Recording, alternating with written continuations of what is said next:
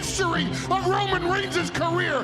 The most violent, the most diabolical, the most dangerous, a beast slayer, a conqueror's conqueror, the goat of all goats, so that they say at the end of the match, ladies and gentlemen, your winner, the ultimate needle mover, the head of the table, the tribal chief, in God mode himself, Roman Reigns. Philadelphia, January 25th, 2015. Roman Reigns just threw the last guy over the top rope and won the Royal Rumble. This was supposed to be his moment. The crowd was supposed to explode. Instead, the entire arena turned on him. Not just boos, pure, organized, loud rejection. The kind that rattles the building. Even The Rock came out to help him celebrate, and that couldn't save it. That night set off a rivalry that would last 7 years, headline 3 WrestleManias, generate tens of millions of dollars, and completely flip upside down by the end. This is the full story of Brock Lesnar versus Roman Reigns. Here's what you need to understand before any of this makes sense. Going into 2015, Brock Lesnar was the most dominant champion WWE had seen in years. He had broken The Undertaker's legendary WrestleMania undefeated streak the year before. He beat John Cena so badly at SummerSlam 2014 that people genuinely couldn't believe what they were watching. Brock wasn't just the champion, he was the monster, the thing you didn't want to face. And WWE decided Roman Reigns, a guy who had only recently broken out as a single star, was the man to dethrone him. The problem wasn't Roman. Roman was physically impressive, he could work, and if you watched him in the Shield, you knew the guy had something. The problem was timing. Fans had spent the previous year chanting for Daniel Bryan, a smaller, scrappier, beloved underdog. And when Bryan didn't win the Rumble, the crowd punished whoever did. That happened to be Roman. So before he ever threw a punch at Brock Lesnar, Roman Reigns was already the villain in fans' eyes. Not because he did anything wrong, just because WWE picked him. And the crowd didn't want to be told who their hero was. WrestleMania 31. Levi's Stadium, Santa Clara, California. Brock Lesnar versus Roman Reigns for the WWE World Heavyweight Championship, the main event. The crowd had been against Roman for months at this point, and the match started the way everyone feared. Brock just destroyed him. Suplex after suplex after suplex. Roman kept getting up, and the crowd was restless. They weren't emotionally invested. They didn't want Roman to win, and they definitely weren't sitting quietly. Then something happened that nobody saw coming. Seth Rollins, who held the Money in the Bank briefcase, he cashed in right there in the middle of the WrestleMania main event. Brock was stunned. Roman was down, and Seth hit his finishing move, pinned him, and stole the championship from both men. The crowd exploded. Not even really for Seth. They exploded because something unexpected happened, and WWE finally let the fans feel something real. Brock and Roman both walked out of WrestleMania without the title, and their rivalry was left completely unfinished. For the next year, Seth Rollins carried the title, while Brock Lesnar moved on to other things. Roman kept climbing, kept fighting, kept getting pushed to the top, and kept getting booed. He won the WWE title at Survivor Series 2015, lost it the same night when Sheamus cashed in his own briefcase, won it again a month later on Raw, and by this point, the pattern was clear. WWE was going to make Roman the top guy, whether the crowd wanted it or not. Brock came back into the picture throughout 2016. The tension between him and Roman always simmering. They were being positioned as the two biggest stars in the company, the Beast and the guy WWE wanted you to believe was the hero. Problem was, fans kept cheering for Brock and booing Roman. WWE pressed forward anyway. 3 years after their first encounter, WWE went back to the well. Roman Reigns versus Brock Lesnar, WrestleMania 34, New Orleans. This time, it was the Universal Championship on the line, and WWE was absolutely certain this was Roman's moment. The story had been building for months. Roman earned his shot. The promos were about legacy, about proving himself, about slaying the beast once and for all. And the crowd in New Orleans booed Roman from the second his entrance music hit. Not mixed reactions, boos. The match started with CM Punk chants. By the middle of the match, the crowd was chanting, "This is awful." Not because the match was terrible. Brock was bleeding Roman's head open. The hits were real. But because nobody in that building wanted to watch Roman Reigns win. And then, the biggest shock since Seth cashed in, Brock won. After 6 F5s, Brock Lesnar retained the Universal Championship. The arena didn't know what to do. Fans who hated Roman were confused. And WWE's plan to put Roman over as the definitive top star had failed again. 4 months later, they ran it back. SummerSlam 2018, Brooklyn, New York. This time, WWE was smarter about it. They put Braun Strowman at ringside the whole match with his own Money in the Bank briefcase. Now, every near fall carried double the drama. Every kickout wasn't just about Roman and Brock. It was also about whether Braun would cash in and steal everything. It worked! The match was tense, physical, and the crowd was actually engaged. Roman hit a spear, got the pin, and won the Universal Championship.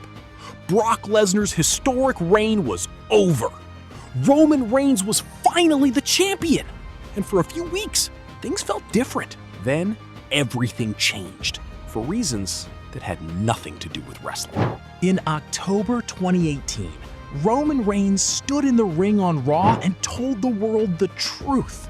His leukemia, which he had battled once before and defeated, was back. He was relinquishing the Universal Championship and stepping away from WWE to focus on his health. The crowd gave him a standing ovation.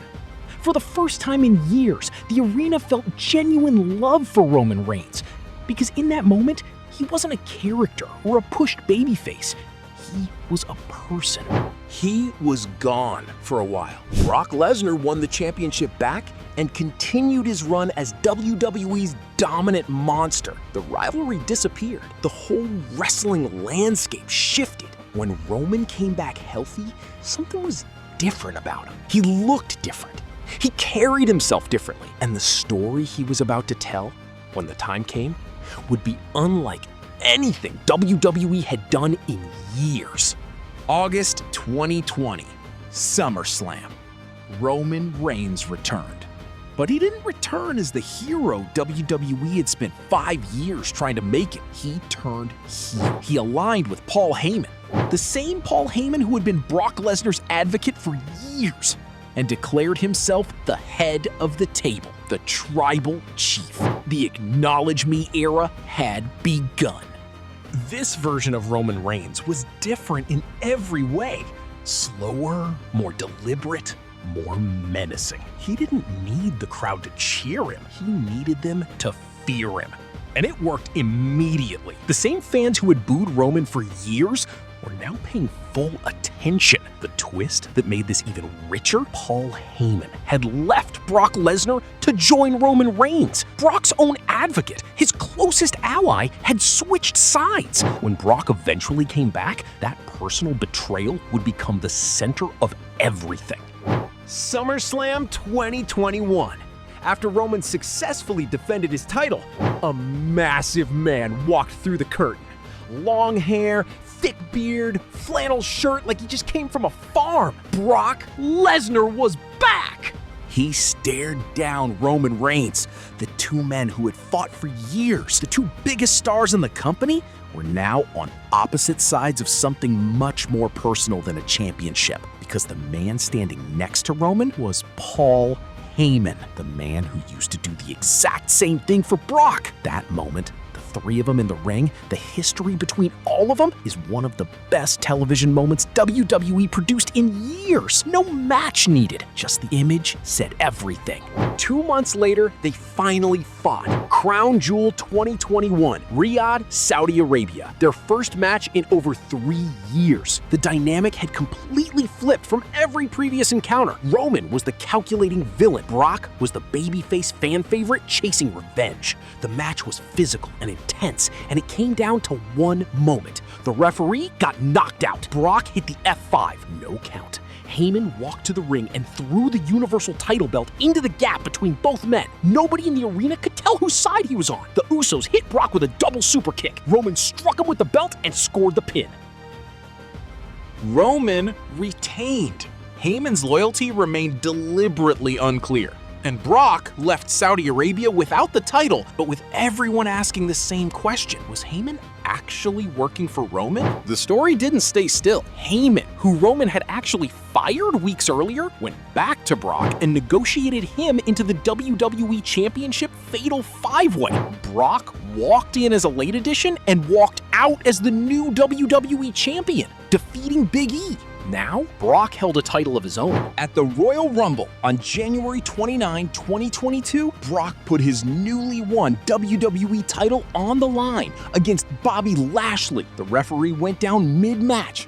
Roman Reigns appeared out of nowhere, hit Brock with the championship belt, and Heyman, right there at ringside, handed Roman the title and let Lashley make the cover. Brock lost the championship with Roman's hand in it and Heyman's fingerprints all over it.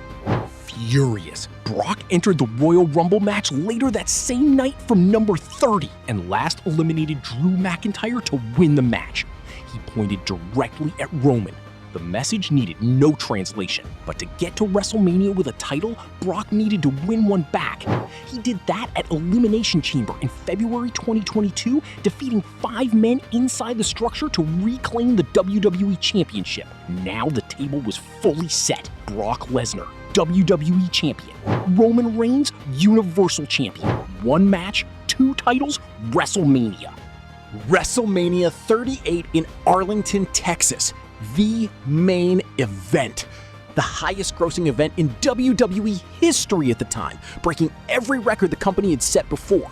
After everything, the failed 2015 push, the crowd rejections, the leukemia return, the heel turn, the Heyman switch, Roman and Brock were finally in the right story at the right time. Brock was the fan favorite monster seeking revenge on someone who had stolen his life and his advocate. The match was physical and personal. The finishing sequence told the whole story. Brock caught him and locked in the Kimura lock, wrenching Roman's shoulder back. Roman escaped. One final spear. Roman pinned Brock and unified both championships to become the undisputed WWE Universal Champion. For the first time in this rivalry, the right man won at the right moment, and the crowd felt it. Brock Lesnar does not accept defeat quietly. He came back, attacked Roman on SmackDown, made it clear he wasn't done, and WWE gave them one final match. A last man standing match at SummerSlam 2022 at Nissan Stadium in Nashville, Tennessee, billed as one last time, one last match. Brock arrived for the match by driving a tractor directly to the ring. He stood on the front end loader, looked down at the arena floor where Roman was standing, introduced himself as a big-ass country boy, and jumped directly off the tractor onto Roman with a Fez press to start the match. What followed was nearly 23 minutes of genuine chaos. Brock used the tractor to tip the ring halfway over, lifting an entire side off the ground, sending Roman rolling out and falling from a serious height. Then Brock cleared the announce table to put Roman through it, but the Usos ran in and attacked him. Brock fought them off and F5 Paul Heyman through the announce table instead. While Brock was distracted by all of that, Roman recovered, hit a spear, and the match reset. Theory ran down and hit Roman with his Money in the Bank briefcase, then tried to cash it in. Brock F5'd him before he could. The Usos super kicked Brock.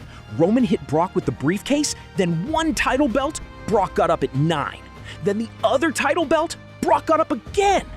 Roman and the Usos then piled chairs and ringside debris on top of Lesnar until he couldn't answer the 10 count. Roman was the last man standing. His reign continued. That match, the last man standing at SummerSlam 2022, is widely considered the best match they ever had together. A violent, chaotic, perfect ending to a rivalry that took 7 years to fully find itself.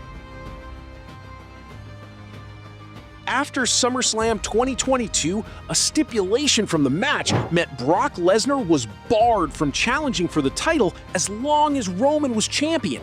He moved into other stories, eventually feuding with Cody Rhodes in 2023. Roman moved deeper into the Bloodline saga, the Sami Zayn story, the Cody Rhodes chase, the extended dominance as the tribal chief. Now, I want to hear from you. What is your take on this rivalry? Was Roman the right man to come out on top, or should Brock have gotten one more run with the title before it was over? Drop it in the comments. I read every single one.